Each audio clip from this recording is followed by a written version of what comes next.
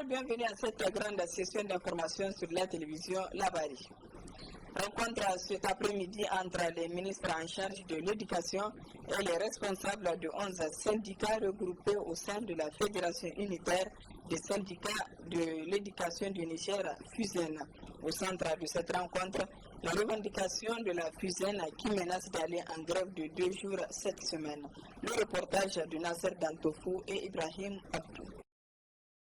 Les enseignants membres de la Fédération unitaire des syndicats de l'éducation du Niger, FUSEN, ne sont pas contents des traitements qui leur sont réservés, notamment le retard dans le paiement des pécules et salaires à terme échus. Ils menacent d'aller en grève de 2 jours, le 4 et 5 mai prochain. C'est lundi dans l'après-midi. Les ministres en charge de l'éducation et les responsables des différents syndicats membres de FUSEN se sont retrouvés autour d'une table pour essayer de trouver un terrain d'entente. Je souhaite qu'avec le comité qui est en face de vous, composé de nos représentants des différents ministères en charge de l'éducation, vous trouverez solution d'ici demain afin que nous signions un protocole d'accord avec vous pour permettre à l'école nigérienne de continuer et que le programme soit achevé, surtout que nous sommes à la veille des examens.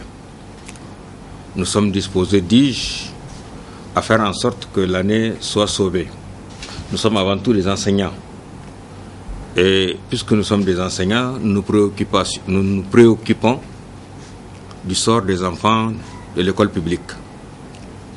Et vous, certainement avec beaucoup plus d'ardeur, parce que c'est vous qui êtes en classe. C'est pour cela que je souhaite une compréhension de votre part. Le FUSEN, qui est composé de 11 syndicats et qui ont décidé de mener un combat commun, fonde l'espoir quant à l'aboutissement de cette rencontre. Nous avons écouté d'une oreille attentive ce que M. le ministre vient de dire. Il l'a dit justement au niveau de la rencontre de prise de contact. Et vraiment, nous portons un espoir que justement les bases d'un bon dialogue vont permettre d'aller vers des solutions rapide et concrète par rapport aux préoccupations que nous avons posées. Nous sommes disposés à ce dialogue-là et notre souhait n'est pas plus que de trouver justement des solutions à des problèmes qui ont tellement traîné, qui ont survécu à des négociations, à des protocoles d'accord. Et on va à une autre forme du respect de ces engagements-là. Le gouvernement et le FUSEN ont ainsi 24 heures pour trouver des solutions aux différentes revendications énumérées par le FUSEN dans son préavis pour une bonne continuité de l'année scolaire 2015-2016. Le ministre des Domaines et de l'Urbanisme, Kassoum Mokhtar, a effectué plusieurs visites dans les différents services relevant de son ministère. Une visite de prise de contact, mais aussi s'enquérir des conditions de travail des agents. Le résumé avec nos reporters Nasser Dantofou et Nasser Seydou. C'est parce que le souci du bien-être de la population est conscient qu'avoir un logement contribue à l'amélioration des conditions de vie que le ministre du Domaine et de l'Urbanisme, Kassoum Mokhtar, a effectué sa toute première visite du terrain sur les chantiers de construction des logements sociaux. Une visite qui l'a amené successivement à la cité 1 de la Renaissance, la cité RTL et au groupe immobilier Valimo. L'objectif, je peux le dire, de cette visite, c'est surtout pour constater sur le terrain les différents programmes, déjà à travers la documentation, à travers les différents rapports, nous connaissons un peu le niveau de ce qu'il y a déjà sur le terrain, mais venir constater de visu la réalité du terrain et surtout échanger avec les différents promoteurs sur les difficultés qu'ils rencontrent et sur ce qui retarde souvent un peu les différents projets. Donc c'est ça un peu l'objectif. Mieux, le ministre entend apporter des changements significatifs dans ce secteur pour que chaque Nigérien puisse trouver un logement décent. Nous avons déjà au niveau du ministère du Domaine et de l'Urbanisme pris un certain nombre de mesures. Par exemple, suspendre les lotissements tant publics et privés sur l'ensemble du territoire national, et d'autres mesures sont en train d'être prises parce qu'il faudrait d'abord sécuriser le foncier ici au Niger, la politique foncière au Niger, également repenser toute cette politique. nous allons beaucoup, c'est-à-dire orienter toute notre politique vers les personnes, je peux le dire, à faible revenu. Déjà, je vous ai dit, des instruments sont en train d'être pris et puis pensés, par exemple, sur impulsion du gouvernement. Déjà, très prochainement, la banque d'habitat, Inch'Allah, dans les prochains jours, elle sera effective. Le Fonds national d'habitat est déjà, c'est-à-dire, est dans le circuit. Nous sommes à peu d'œuvre pour qu'elle soit effective, pour ne citer que tous les autres instruments qui doivent accompagner la politique de l'État, notamment le programme présidentiel du président de la République pour l'habitat et l'accession aux fonciers. Ainsi, c'est satisfait que le ministre Kassoum Mokhtar rentre de cette visite tout en promettant aux différents responsables de ces sociétés œuvrant dans l'immobilier qu'il suivra de près l'évolution de ces travaux sur les différents chantiers. Réveil brutal pour les commerçants aux alentours de l'hôpital national de Niamey. Acharnement pour les commerçants préparés à l'avance pour la direction générale de l'hôpital. Le reportage de Ousmane Sidikou et Sadou Doumi. Remue-ménage de ces commerçants aux alentours de l'hôpital national de Niamey. Car sommés de fermer et de déguerpir, ils ont l'impression que le ciel leur est tombé sur la tête, ne sachant plus à quel sein se vouer.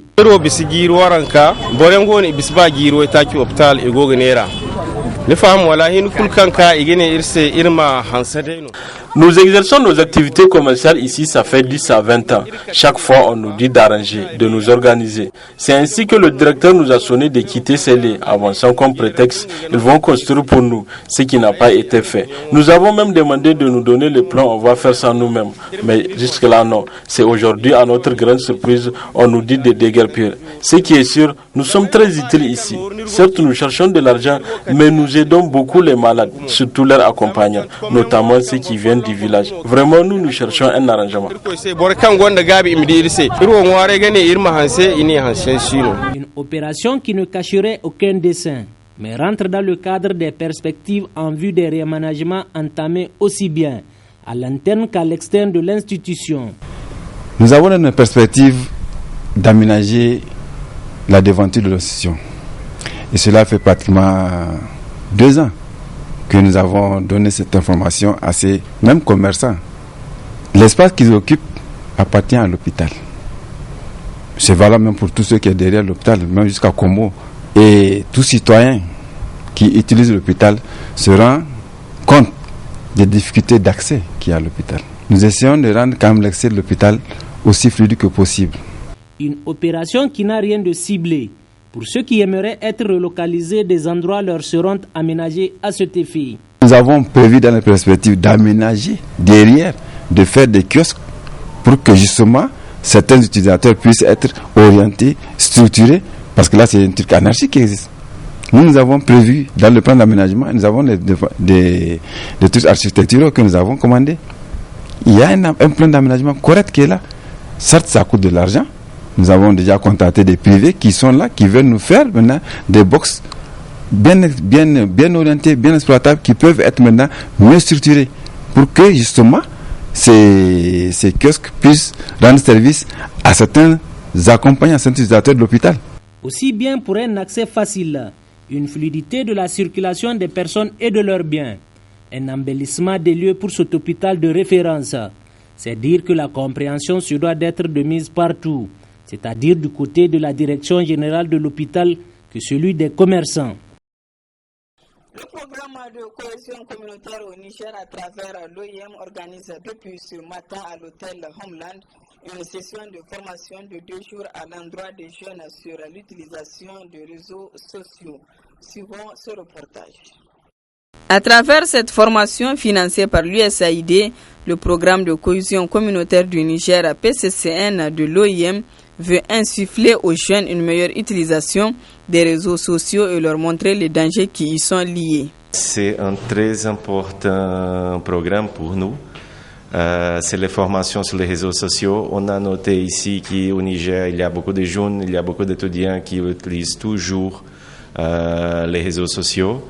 Et on voudrait faire cette formation précisément pour passer plus d'informations techniques sur l'utilisation des réseaux sociaux et aussi montrer de quelque façon les dangers qu'on peut trouver dans les réseaux sociaux, spécifiquement quand on parle de l'extrémisme violent. Alors, tous les gens savent qu'on peut trouver dans les réseaux sociaux, dans le Facebook, dans tous ces outils là-bas, beaucoup de dangers concernant l'extrémisme. Et le but de ce programme, de ce séminaire, c'est précisément ça. Comment est-ce qu'on peut faire pour éviter ça? Les participants sont venus surtout de la commune 5 et de l'université de Niamey. Cette formation se poursuivra dans les régions de Difa et Agadez, toujours au profit des jeunes. Voilà, mesdames, messieurs, ici s'achève ce journal. Merci à vous de l'avoir suivi et excellente soirée en compagnie des programmes de la télévision La Bari.